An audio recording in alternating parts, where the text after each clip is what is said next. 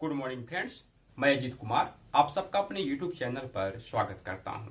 दोस्तों, आज का जो टॉपिक है वो प्राचीन भारत का है और जिसका नाम है सिंधु घाटी सभ्यता। हम आपको बता दें कि सिंधु घाटी सभ्यता भारत की पहली नगरीय की सभ्यता है।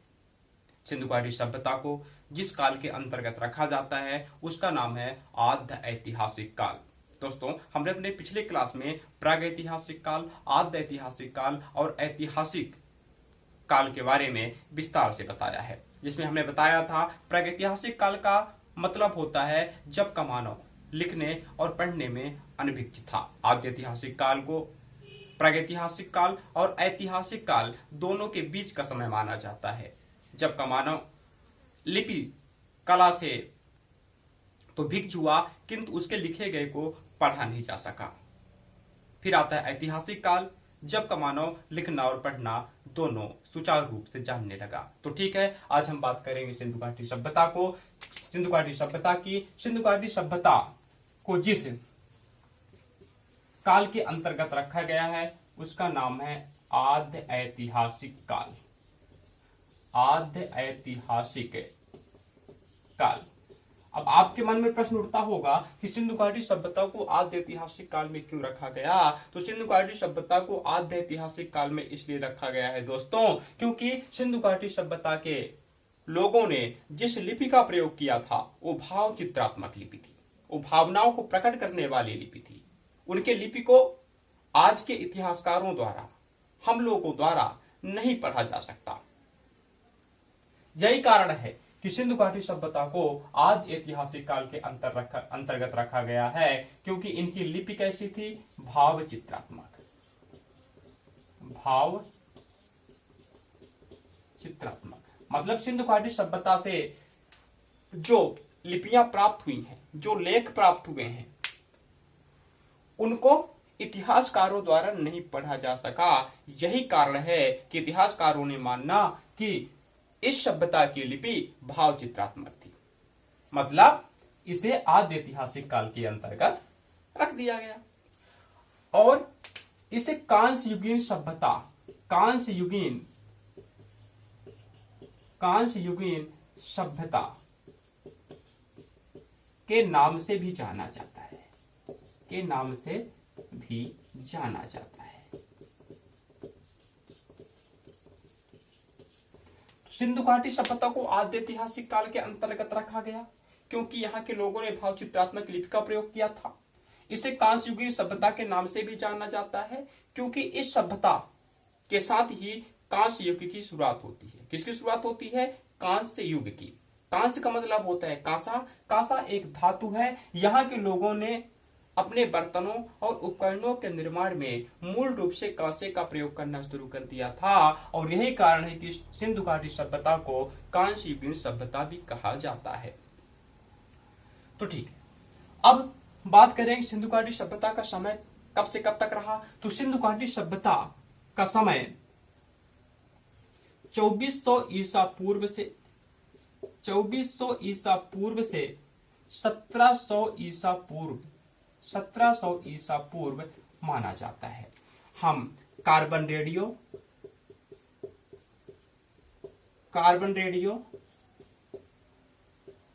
C14 विश्लेषण पद्धति की माने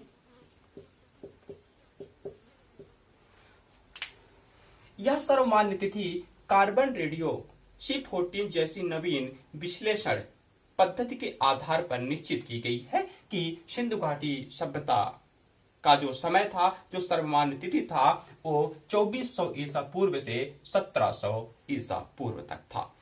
अब यह बात है ईसा पूर्व की, क्योंकि 2400 ईसा पूर्व फिर 1700 ईसा पूर्व, तो हो सकता है आप लोगों को डाउट हो जाए कि 2400 ईसा पूर्व था फिर 1700 ईसा पूर्व कैसे हो गया, यानी कि ऐसा घट क्यों रहा है। जबकि हम देखते हैं कि 2002 के बाद 2003, 2022 के बाद 2023, 2023 के बाद 24, यानी कि जो वर्ष होता है, जो सन होता है, लगातार बढ़ता जाता है। तो दोस्तों, इसका मेन फंडा ये है ईसा पूर्व का मतलब। पहले तो हम जानेंगे कि ईसा पूर्व का मतलब और ईसवी का मतलब क्या होता है। तो हम आपको बता दें कि ईसा के जन्म, भगवान ईसा के जन्म, ईसा मसीह के जन्म के बाद के समय को, ईसा मसीह के जन्म के बाद के समय को ईसवी कहा जाता है। क्या कहा जाता है? ईसवी कहा जाता है। तो ठीक है, भगवान ईसा मसीह के जन्म के बाद के समय को ईसवी कहा जाता है। और ये ईसवी वर्तमान का जो सन है वो बढ़ता है। ईसवी का मतलब होता है जो वर्तमान का सन चल रहा है, जैसे कि 2022, 2023, 2024, ये लगातार बढ़ता है, मतलब ईसवी बढ़ता है। जबकि ईसा पूर्व का मतलब होता है ईसा के जन्म के पहले का समय। तो ठीक है, ईसा के जन्म के बाद के समय को हम ईसवी कहते हैं, और ईसा के जन्म के पहले के समय को ईसा पूर्व कहते हैं। क्या कहते हैं? ईसा पूर्व। और जो ईसा पूर्व होता है वो घटता है। जैसे मान लेते हैं कि सिंधु घाटी सभ्यता की अगर हम बात करें तो सिंधु घाटी सभ्यता की शुरुआत ईसा मसीह के जन्म के 2400 ईसा पूर्व 2400 साल पहले हुआ था। यानी सिंधु घाटी सभ्यता की शुरुआत कब हुई थी? ईसा मसीह के जन्म के 2400 साल पहले। और कब तक ये सभ्यता बनी रही? तो ईसा मसीह के जन्म के 1700 साल तक। और यही कारण है कि ये सन ईसवी ईसा पूर्व क्या होता है? घटता है। तो ठीक है, हमने जाना ईसा पूर्व और ईसवी में अंतर। तो सिंधु घाटी सभ्यता की सर्वमान्य तिथि 2400 ईसा पूर्व से 1700 ईसा पूर्व तक है। अब हम बात कर ले कि सिंधु घाटी सभ्यता को अन्य किस नाम से जाना जाता है? तो सिंधु घाटी सभ्यता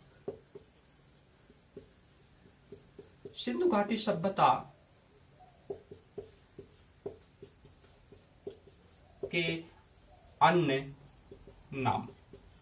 सिंधु घाटी सभ्यता का केवल एक ही नाम सिंधु घाटी सभ्यता नहीं है, बल्कि इसके अन्य नाम भी हैं। जैसे पहला नाम तो स्वयं है सिंधु घाटी सभ्यता, सिंधु घाटी। तो ठीक है, सिंधु घाटी सभ्यता का पहला नाम कौन सा है? सिंधु घाटी। एक और नाम है इसका, चाहे तो आप इसे हड़प्पा सभ्यता भी कह सकते हैं, हड़प्पा सभ्यता। सिंधु घाटी सभ्यता को हड़प्पा सभ्यता के नाम से इसलिए जाना जाता है क्योंकि सिंधु घाटी सभ्यता के अंतर्गत खोजे जाने वाले स्थलों में से हड़प्पा एक प्रमुख स्थल है। यही कारण है कि सिंधु घाटी सभ्यता को हड़प्पा सभ्यता भी कहते हैं। इस सभ्यता का नाम सिंधु घाटी सभ्यता इसलिए पड़ा क्योंकि यह सभ्यता सिंधु नदी घाटी के तट पर फली फूली थी। इसे एक और नाम से जाना जाता है भारत का पहला नगरीकृत सभ्यता, भारत की पहली नगरीकृत सभ्यता। तो सिंधु घाटी सभ्यता, सैंधव सभ्यता या हड़प्पा सभ्यता को एक और नाम से जाना जाता है जिसका नाम है भारत की पहली नगरीकृत सभ्यता। तो दोस्तों, सिंधु घाटी सभ्यता यानी कि सैंधव सभ्यता यानी कि हड़प्पा सभ्यता भारत की पहली नगरीकृत सभ्यता थी, पहली शहरी सभ्यता थी। भारत में सबसे पहले शहर बसाने का काम सिंधु घाटी सभ्यता के लोगों ने किया था। ऐसा भी कह सकते हैं कि भारत की पहली नगरीकृत सभ्यता यानी कि सिंधु घाटी सभ्यता को बसाने का काम किसने किया था? तो कांस्य युगीन लोगों ने किया था, कांस्य युगीन सभ्यता के लोगों ने किया था। तो ठीक है, हमने जाना सिंधु घाटी सभ्यता के अन्य नामों के बारे में। अब जानेंगे सिंधु घाटी सभ्यता के विस्तार के बारे में कि सिंधु घाटी सभ्यता का विस्तार कहां से कहां तक है और कितना है। दोस्तों, सिंधु घाटी सभ्यता भारत की पहली नगरीकृत सभ्यता है, हमने जाना। सबसे पहले भारत में इसी सभ्यता के अंतर्गत नगर बसाए गए, शहर बसाए गए। तो ठीक है, अब जानेंगे सिंधु घाटी सभ्यता का विस्तार। क्या जानेंगे? इसका विस्तार जानेंगे, इस सभ्यता का विस्तार। तो दोस्तों, इस सभ्यता का विस्तार त्रिभुजाकार है। कैसा है? त्रिभुजाकार, त्रिभुजा आकार का है। तो ठीक है, सैंधव सभ्यता का विस्तार त्रिभुजा आकार का है। कैसे है? तो बता दें कि उत्तर में मांदा, जो कि जम्मू कश्मीर में, कहां है, जम्मू कश्मीर में। उत्तर में मादा जो कि जम्मू कश्मीर में है, चिनाब नदी के तट पर, चिनाब नदी के तट पर। उत्तर में मादा से लेकर के दक्षिण, उत्तर में मादा से लेकर जम्मू कश्मीर के मादा से लेकर जो कि चिनाब नदी के तट पर स्थित है, से लेकर दक्षिण में दायमाबाद, दायमाबाद गोदावरी नदी, गोदावरी नदी के तट पर महाराष्ट्र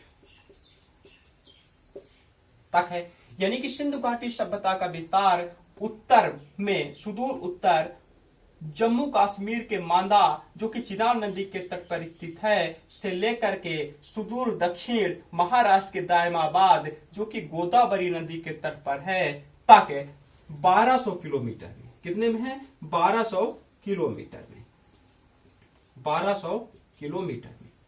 अब पूरब से पश्चिम जान लेंगे, तो पूरब से पश्चिम की ओर इसका विस्तार, पूरब से पश्चिम की ओर इसका विस्तार 1500 किलोमीटर है। कितना है, 1500 किलोमीटर। तो पूरब से पश्चिम में एक कहां से कहां तक विस्तारित है, तो हम आपको बता दें कि पूरब में आलमगीरपुर, आलमगीरपुर उत्तर प्रदेश से लेकर के पश्चिम में सुतका केंडोर,